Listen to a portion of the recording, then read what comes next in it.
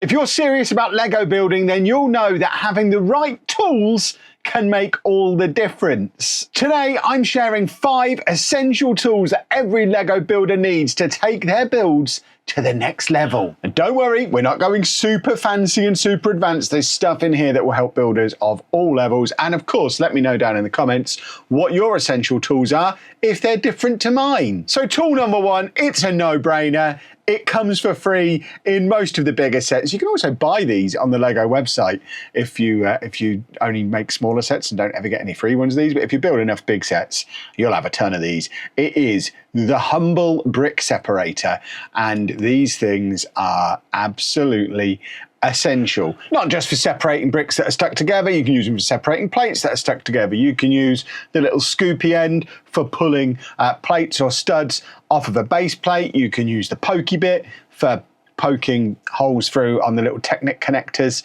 and that I mean, they're just super handy. They wouldn't bundle them in all the sets if they weren't super handy. You can also occasionally get different shapes and sizes of these, and it's well worth keeping hold of them as and when they come up, because different shapes and sizes can be used in different ways. But I mean, if you just ignore these, chuck these away, you are missing out. And of course, the secret hidden purpose of the brick separator, they are super handy for putting stickers onto Lego sets, because you can put your sticker on the end of your brick separator and use it to perfectly line it up so it doesn't get all stuck to your fingers. You don't get all your dirty finger oils all over your sticker, and you just get a lot more precision. Saves you needing a separate pair of tweezers or something like that. The brick separator is essential. Number 2 is sorting trays or containers. I mean, I have Kevin Chapman's tray that you'd have seen on my streams. The most common question me and Anna get asked on our streams is, what are these trays? Where are they from?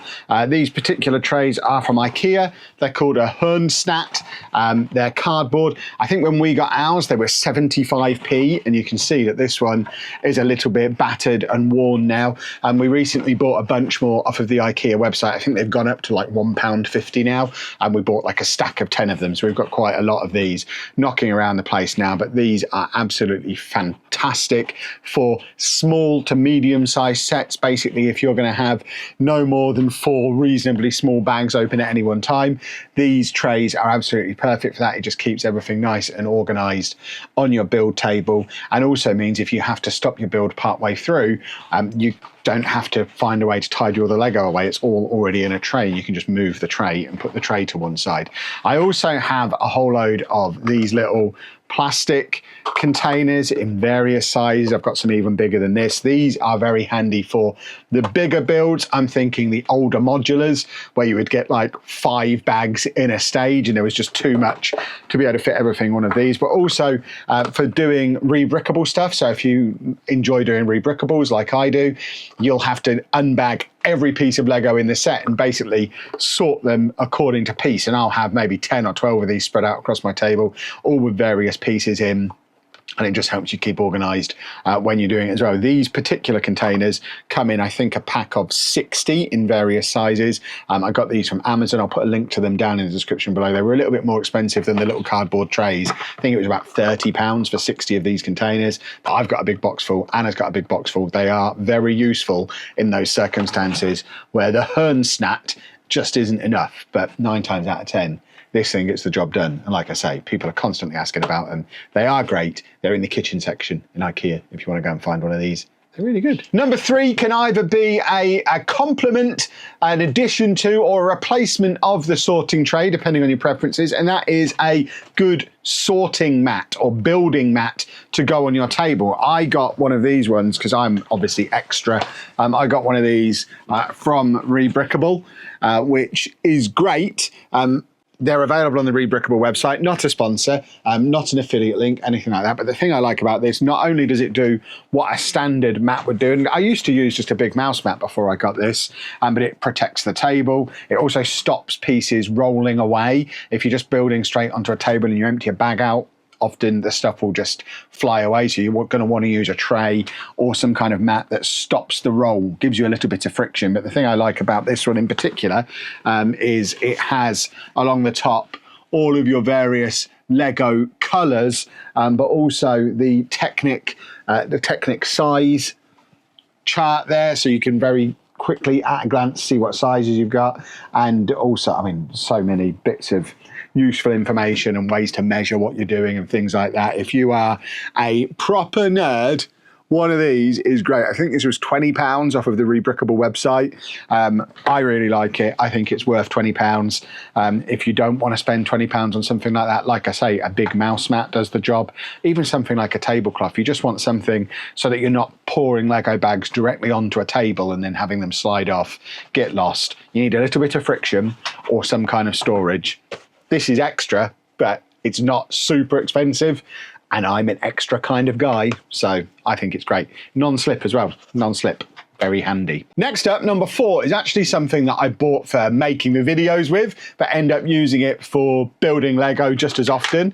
It's this massive ring light that, again, is an IKEA special. It actually comes bundled with a little bracket for holding your phone in as well, so it's obviously designed for the TikTok generation to be able to make their videos with. But the thing I like about this is it's on this big flexible arm, and once you turn the light on, there you go, the light is on, you can kind of hold it over your Lego and see through the gap. And if you've got, I'm a colorblind old man, so sometimes I do find it quite difficult to tell the difference between certain types of brick, certain colors, and I just find that having this little bit of extra light allows me to see in a little bit more detail because of my old man colorblind eyes. If I could upgrade this further, I'd put a magnifying glass in it. I'd go the whole hog. Maybe even a magnifying glass should be on the list. I've never tried it myself, but I can just imagine a scenario where I have my light on one side, my magnifying glass on the other, my special mat in front of me, and I go full diamond dealer. But it is genuinely quite helpful, especially when you're building late at night. It means you don't have to have the big light on, but you can still see what you're doing. And plus, if you then decide you want to get into content creation as well, you just stand it off to one side and do a makeup tutorial or something like that, which is also super helpful. That is just too bright for what we're doing here though. But like I say, it's another one from IKEA. Any kind of standalone bendy neck light will do the job. It doesn't have to be something like that. Just a desk lamp will do, but some way to actually get some light on what you're doing. So if you're relying on just the overhead light in the room that you're in, then you might find that some of the colours kind of blur together. When you're digging through one of these that's full of parts, it might be hard to distinguish between them. You want a well-lit area, and something like that is going to make sure your work area is well lit. And then number 5, possibly controversially, is some kind of electronic device. I use my iPad. You could just as easily use your phone. And what we're using it for, and I am a very recent convert to this, but I am a full convert. What I'm using this for is the Lego Builder app. I have moved away from physical instructions. They're big and unwieldy, and you lose your place in them. And they don't have the big advantage you get on the Lego Builder app, where you can rotate around. And if you're not quite sure on how something clicks together, you can rotate it around and look at it from another angle. It keeps track of exactly where you are in the build. So if I decide to jump out of this and come back into it another time, we have a little progress bar on it, so we can just go straight back in to that same build. It knows exactly the stage we were at. We can just pick up where we left off. No having to keep a bookmark in your instruction manual. No worrying about finding instruction manuals again when you've knocked the set off of your shelf and you have to rebuild it, or you've more sensibly probably you've broken it down and want to then build it back up again at a later date. It's all there in the Lego Builder app. The Lego Builder app is great. And also, every set you register on the Lego Builder app, you can get 20 insider points, so it helps you get towards your gift of purchase and that kind of thing. And also, it has the really cool integrated build together feature, where for certain sets, and lots more sets are doing this now, have the option to like split your build between multiple people, similar to how you'll sometimes get multiple physical instruction manuals. You can tell the app how many people are going to be building, and it will split the build so that they can each build their own segment and then come together at the end. And it's really cool for like collaborative building stuff as well. And that app is available on iPad, on phone, tablet, laptop, etc. And it's very quickly become an essential building tool for me. You don't need to go out and buy an iPad especially. A phone will do. If you get the lamp that has the phone holder, you can even have the phone in the little phone bracket thing on there and do it on your phone. It's fine. You don't have to go out and buy an expensive piece of technology. You've probably already got something that will do the job. But I just love the Lego Builder app. I think it's great.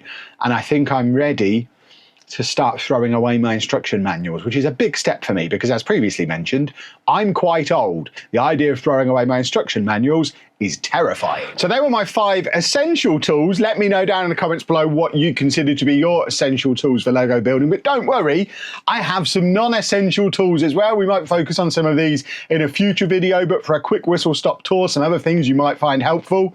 One of these little hoovers.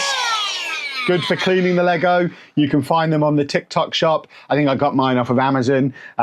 It does a surprisingly good job. If you don't want to go for one of those, another option for cleaning your Lego, just makeup brushes.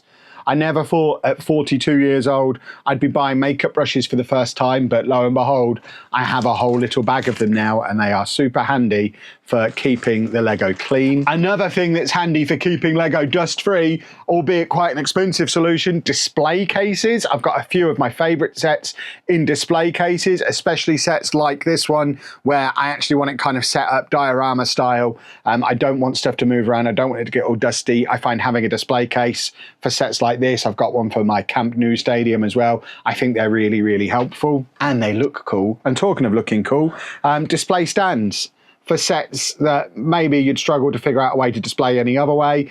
The X-Men ship is very flat and very boring when it's not on a display stand, but pop it on a display stand, it looks cool on a shelf. You've got the minifigs on there as well.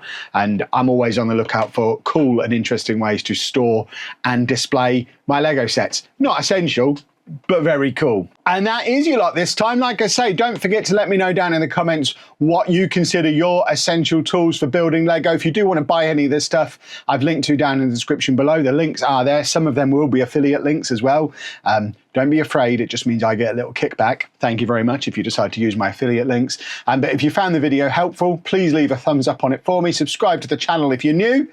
And thank you very much for watching.